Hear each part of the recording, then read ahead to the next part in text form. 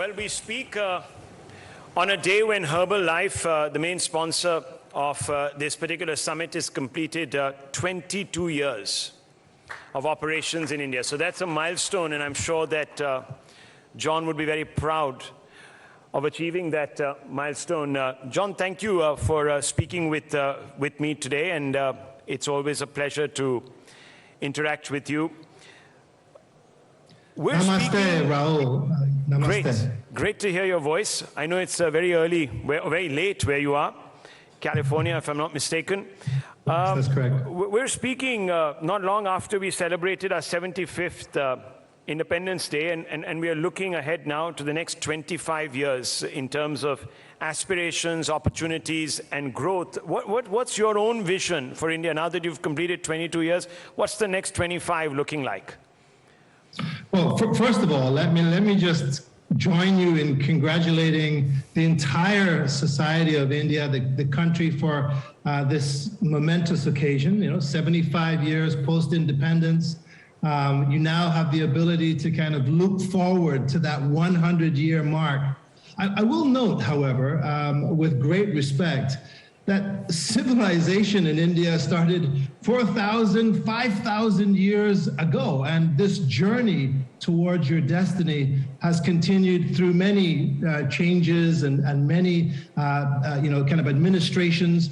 And it's always been a journey that I believe has been marked by a strong culture of entrepreneurialism, of creativity, and of a striving for excellence. And even today, as I think about what the future holds for India, I'm just struck by the deep-seated roots in its culture, in its ethics, in its principles, and I'm excited. I couldn't be more excited as I think about the future. It's one of the fastest growing economies. You have created and nurtured one of the fastest growing economies in the world. And what's exciting about it is there's a sense in kind of the modern era that you're only just getting started, that there's so much more to come, that for those that are a part of this journey, there is great reward. We are, as a company, as you mentioned, we've been in India for 22 years. We're honored. And we're proud of the fact that we've been we've been able to join India in that growth that you've experienced over the last 75 years. I do want to call out with great respect and admiration, obviously, the Honorable Prime Minister Narendra Modi. He and the central government, but also state governments across the country, their policies, I believe, are absolutely at the center of this amazing period of growth that we've seen in India. And I have no doubt that if they continue to be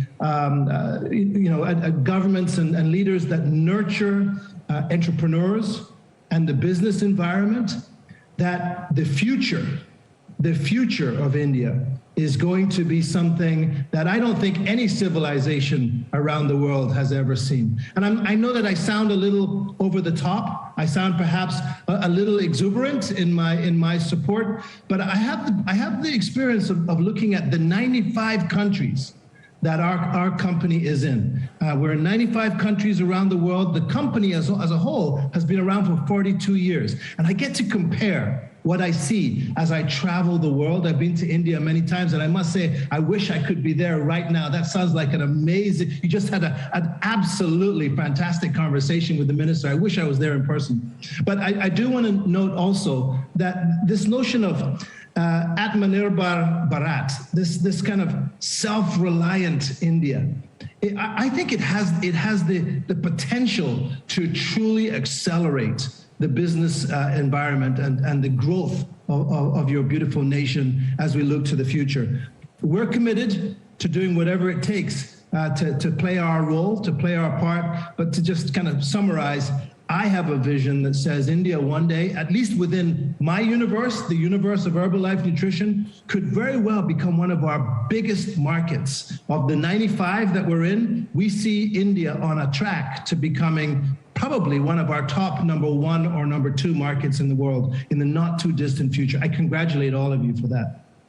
Thank you. I'm sure that's appreciated. And John, never fear. we like people talking in exaggerated terms about our country. Why not? And it's actually global leaders like you. When you make that point, you actually talk up the India growth story, which is really what we're trying to hard sell internationally. And if you would ask the government, that's really what they're trying to do. So it's nice to get a refreshing perspective from outside that India is still really the place to be at, the place to invest. So we take certainly no offense. John Agwunobi, be the ambassador for this country that you are. Anytime. That you are. It's an honor. It's an honor. Well, let's move a little forward. As you've said, yes, India is one of the world's fastest growing economies. So it's a democracy. What are some of the key ingredients big companies like Herbalife and among others look when they seek to expand in a country like India? When they say, okay, look, we're going to invest millions here, and we're going to be rewarded. What are some of these factors? Yeah, well, they're the obvious factors that are touted by the World Bank and by others. Political stability is important. The democracy is, I believe, one of the best ways to assure the stability, political stability of a market, and India has that, a very strong democracy and political stability. Obviously, security and the rule of law. These are things that are important for any business, and not just global businesses that are working within your shores, but also for small businesses within the country. I believe security and the rule of law are also important, and India is noted for both. I think the other thing, of course, is a regulatory construct that is both protective of consumers. Your speaker before me, the MP, was very clear in the role of government in protecting the people. But it should also be a regulatory construct that is encouraging of growth, nurturing of growth, a regulatory construct that is designed to balance the needs of both the consumer and the businesses and investors that are committing to that environment. When all is said and done, yours it's not quite perfect, but it's close. Right? There's always an opportunity to make things better. And it is a community, an environment, a situation that is evolving. And I see it evolving in the right direction. Now, there are things that are specific to our company. We're in the business of healthy nutrition. We sell nutrition products, and we help small businesses thrive. And I'll come back to that point in just a second.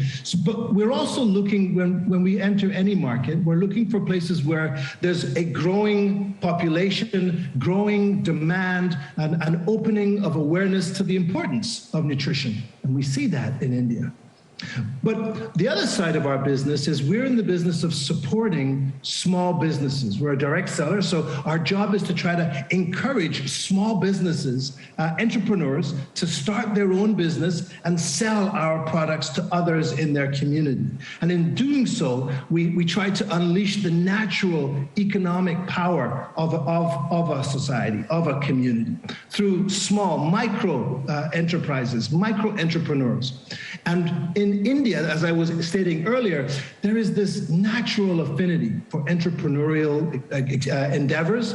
There's an encouragement for small businesses. And we believe that the government today has put in place a number of policies that are actually really good and really supportive of small businesses. So for us, those key tests are met. And that's one of the reasons I can be as exuberant and perhaps as excited about the future of India and the future of Herbalife nutrition in that country. I will also say, just kind of in closing on this particular question, that it's important that the societies where we work also have the opportunity to grow. Whether it be social responsibility or respect for business and for the entrepreneur, especially for the small businessman, the small business person, it's important to us that we invest in countries where we know that those small entrepreneurs will be nurtured by their governments, by their communities. And as I've said, India in many regards is the model for this, right? It's committed to growing its economy from the ground up, not just with big superstructure, massive companies from around the world or from within India, but it's also, we can tell there's a very clear commitment to supporting small and micro entrepreneurship in India, and those are the things we look for. Very interesting.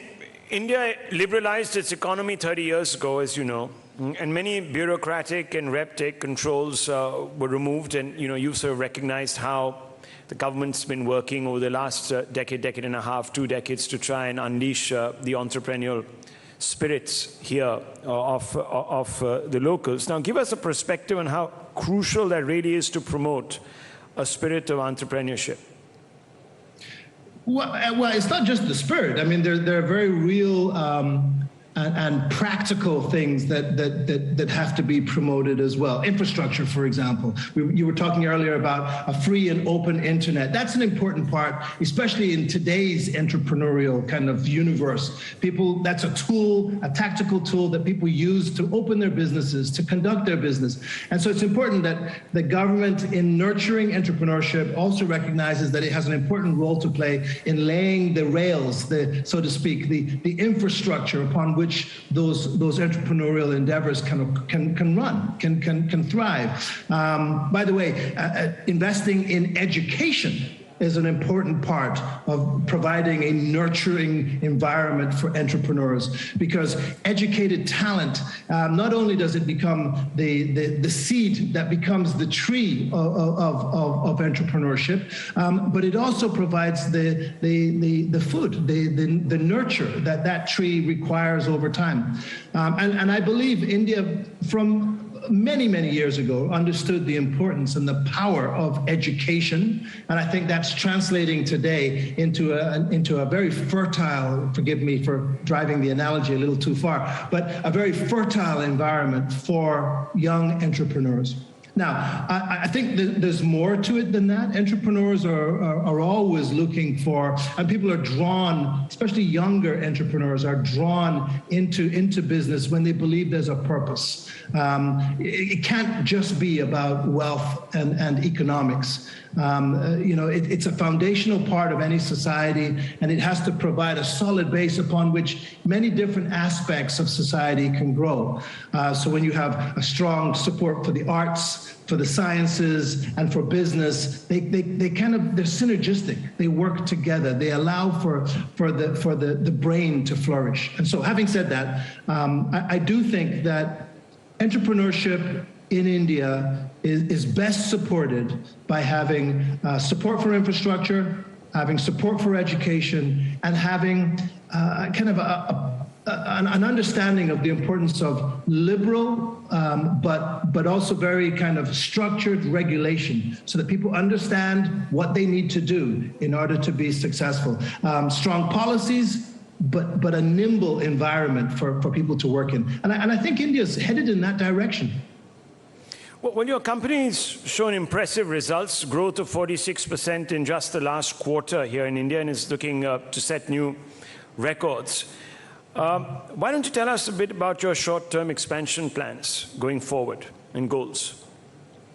Yeah, so I have to be honest, our plans are not just short-term. We have long-term plans for India. We're committed to India for the long haul. And even as we today begin to build out our own technology infrastructure as a company, or begin to build out our supply chain into more and more rural parts of India, even as we begin to train talent within our teams for the future in India, or begin to develop product like that is very local in nature. Product like we have a meal replacement nutrition product, a protein product that is kulfi flavor. We just launched another one that is rose kheer flavor, very local flavors, manufactured in India. All our products are manufactured. Even as we begin to build out that infrastructure, our goal is not just for the short term. Actually, to the contrary, our view is that India is going to be an important part of our business far into the future.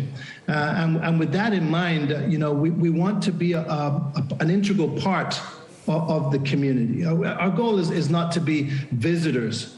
India's home. our associates on the ground, our employees on the ground, our plants in India, our facilities in India, India's home, and we're here for the long term. Well, that's good to know. A lot is made of India's demographic dividend. We have the highest working age population. 63% of Indians fall between the age of 15 and 59. We have an enormous middle class, captive, employable youth. Do you think we can capitalize on that, and how? Wow, now this is where I'm really going to get excited here. I have to tell you, that youthful spirit of India, that vibrant approach to life, not just to business, but to life, that is, I think it's one of the reasons India is so resilient. I mean, you've just come through a pandemic and a particularly devastating pandemic in India that would have brought any other nation to its knees.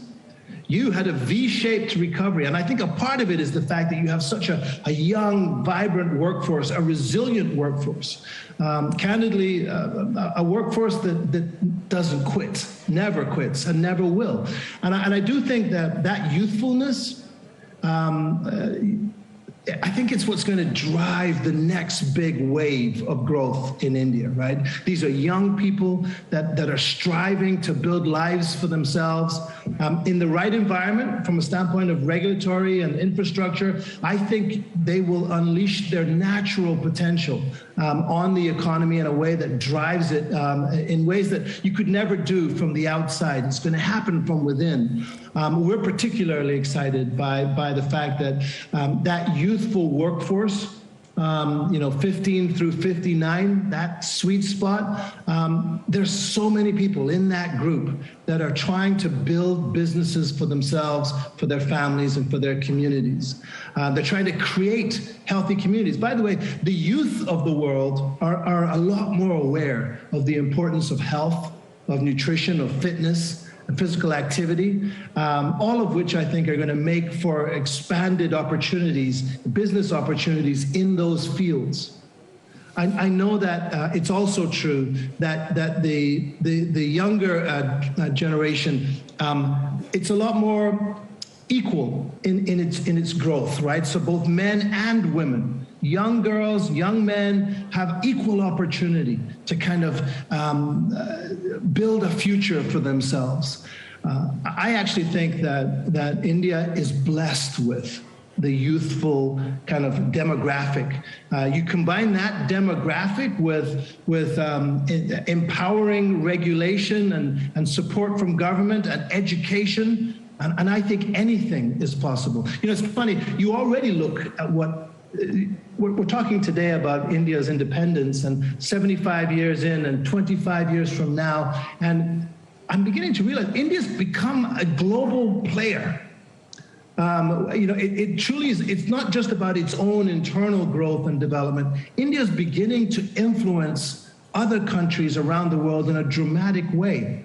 And I think a part of that is because people are traveling the world. That youthful kind of vibrant approach to life is causing people to travel and influence others, to acquire education and come home, to grow business within India, whether it be in technology or in other spaces. The digital transformation of the world, I think, is going to be led by India that youthful demographic that's so comfortable with technology begins to take it places no other country can. So I think, candidly, my company, Herbalife Nutrition, is lucky and blessed to be a part of India's growth at this time. I think it's a blessing, a total blessing, to have the kind of population, the demographic that you have. A blessing, yes, indeed, and I think that's an important point, but it can all turn very quickly, can it not, if we don't grow at the requisite pace that we should, because that will then become a liability, the huge working population, and trigger unemployment fears and societal unrest, and you know how that goes. So can you stress how crucial it is to nurture entrepreneurial culture in the country's south? Yeah, so I mean, obviously, having a population that wants more, that is hungry for more and that is striving to make things happen, and then not having jobs, you suddenly have a rift between aspiration and reality. And I do think, as you point out, that making sure that growth continues, that there's no stalling of that growth, that everyone sees an opportunity that they can fit into, is an important part of the stability that you need to see for growth to continue uninterrupted. Obviously, education is a big part of providing for that youth, but then making sure that there's a bridge from education into jobs that feed the family is an important part of every policymaker's, I think, responsibility. You know, you think about that empowering youth actually helps create jobs. I love the fact that this notion of micro-entrepreneurialism and small businesses, it's a way for the youth to bridge that gap themselves. They're not